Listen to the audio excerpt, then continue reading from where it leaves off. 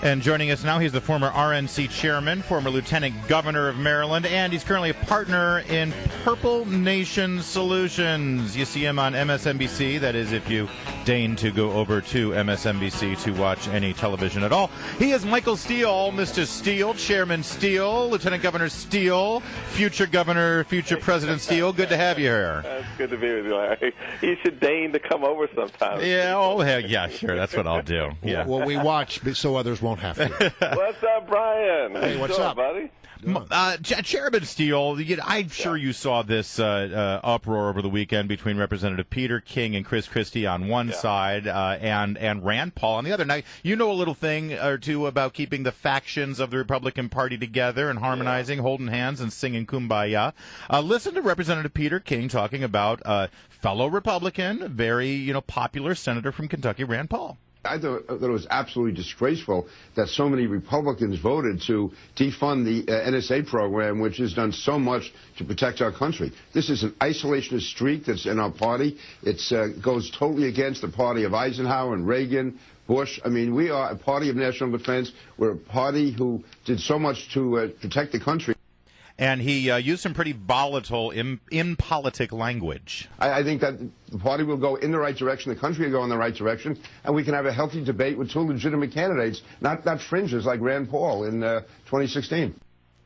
He also said that it was madness what Rand Paul is doing. So this is madness. There he is. So let me ask you, listen, 40% of Republicans voted to defund NSA after the revelations that came out. Rand Paul, of course, very popular with his filibuster against the drone policies.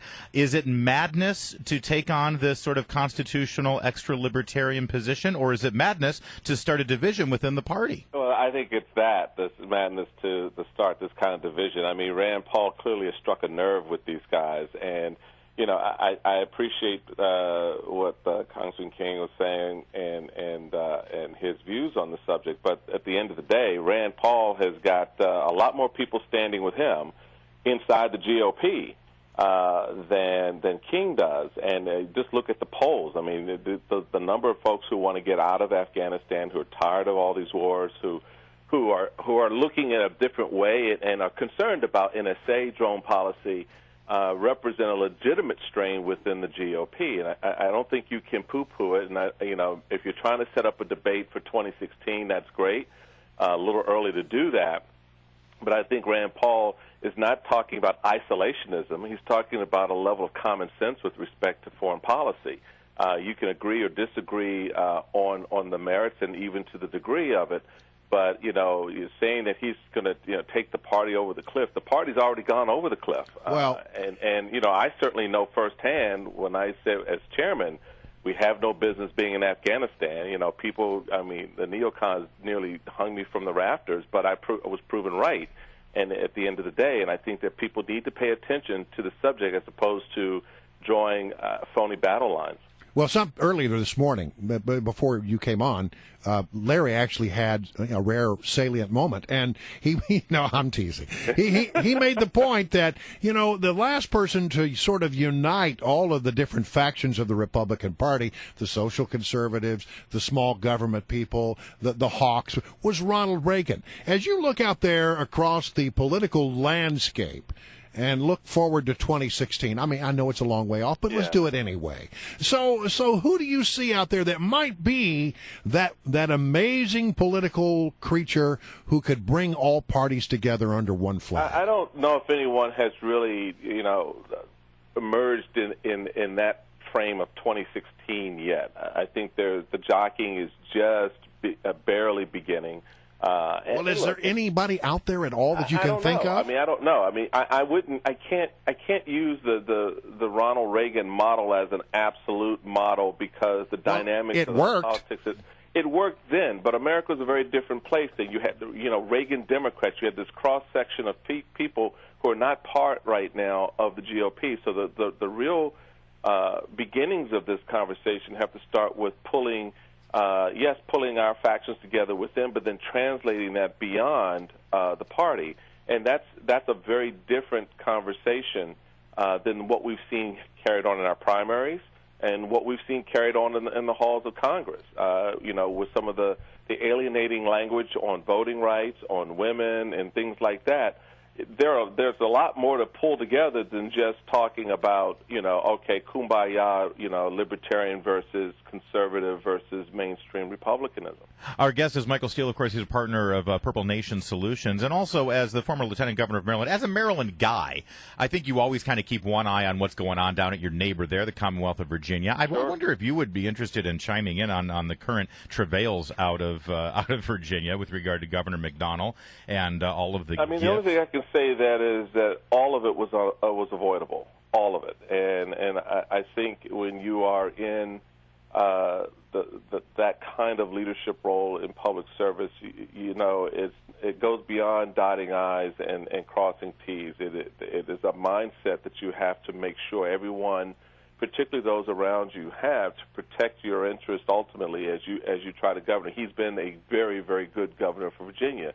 And to have this now come out and taint that, I think, just undermines the effort that Governor McDonnell has undertaken over the last 3 years. He's apologized. I mean, what do you think he should do now, especially considering how it might affect the race for governor now between Cuccinelli and McAuliffe? I don't think resignation is in the forecast, and I wouldn't be one to call for it. But I think that it may take an address to the state in some form beyond just doing the formalities of a press conference or having a spokesperson convey your apologies. I think to the extent that we don't know, to the extent there are other investigations at the federal level into this, we don't know if any of those are underway. I mean, how many more shoes will drop? We don't know. So I think probably starting out of the box, just lay everything that could possibly be on the table and go from there. Look, you're talking, 4 or 5 months before the general election. I don't see this dragging Cuccinelli as much as some on the left would hope it does. But if there are more flare-ups, you don't know. You just don't know once you turn that corner on Labor Day how the voters kind of look at the entire taint and whether or not that's something that they want to, stain the GOP with as a whole, or is it just localized to McDonnell? Well, is there anything that you can tell us about your political plans for the future? I mean, are you ready to tell us something about the governor's race? I knew my brother Brian was going to go there. Well, you have to. I mean, he got you here. It's very much the topic on everybody's mind. What's going to happen? Is he going to run? Are you going to run? I don't know yet. I've actually going to be taking a little time away with the family, and we're going to talk about it some more. I've talked to a lot of my political friends inside and outside the state, and looking at the challenges of running in Maryland. Maryland is not the same state when Ehrlich and I were running it in 2002, 2004, and it's a very different time. Oh, it's different, all right. It's a very different time, but you have to keep in mind.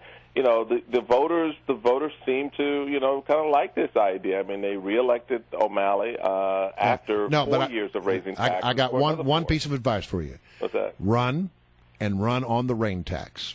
Yeah, I get that. Yeah. Well, anyway, we appreciate you Michael joining. Steele, actually, you know what, Michael Steele, sorry, you've enticed us too much. Can you just stick around for 40 seconds? I got one more question for you. Quickly, Michael Steele still with us. Thanks for joining us again. He is a partner with Purple Nation Solutions. Speaking of the Maryland governor race here, you're saying you're still deciding. Can I ask you this? Because a lot of people have already declared. Is there any candidate right now in the race that would be better than a Michael Steele as governor of Maryland? I really. David Craig and I have talked, who's the county executive up in Harford County. I've known David a long time. Very strong guy. Incredible executive leadership. As good as you, though. Huh? As good as you. I mean, there are few that are as good as you. You've already held statewide office. I don't even know how to begin to answer that. Everyone brings a different style and a different oomph to the table, and my style would certainly be very different if I got in than most. I think the challenges are going to be cobbling together the relative pieces to make a statewide push that's sustainable, and the state is very difficult. It's one of the few states where party matters to a lot more people than I think it should at times, but it does, and you've got to figure out the challenges of overcoming that. It's a very tough stage. But I'm right about this rain tax. People are starting to get their things in the mail, and they're upset about it. Oh, of course they're upset about it. And I was talking to some legislators at the end of the session who were bemoaning the fact of that all of a sudden their constituents are coming to them and saying these taxes are just too burdensome. And I'm like, why are you complaining about it? You voted for it. That's right. It's just amazing, and I think the leadership qualities and capabilities are going to be, I think, really on display in this election, and it'll be interesting to see how the Dems work through their primary. I mean, that is not a done deal as much as some people think it is. Who do you think is the weakest candidate on the Democrat side? Oh, as far as I'm concerned, all the Democrats are weak. Oh, there you go. They support the rain tax. All right, Michael Steele, thanks for sticking around for us on that, and we're looking forward to having you on when you announce your candidacy. You got it. All right, Michael Steele, thanks for joining us.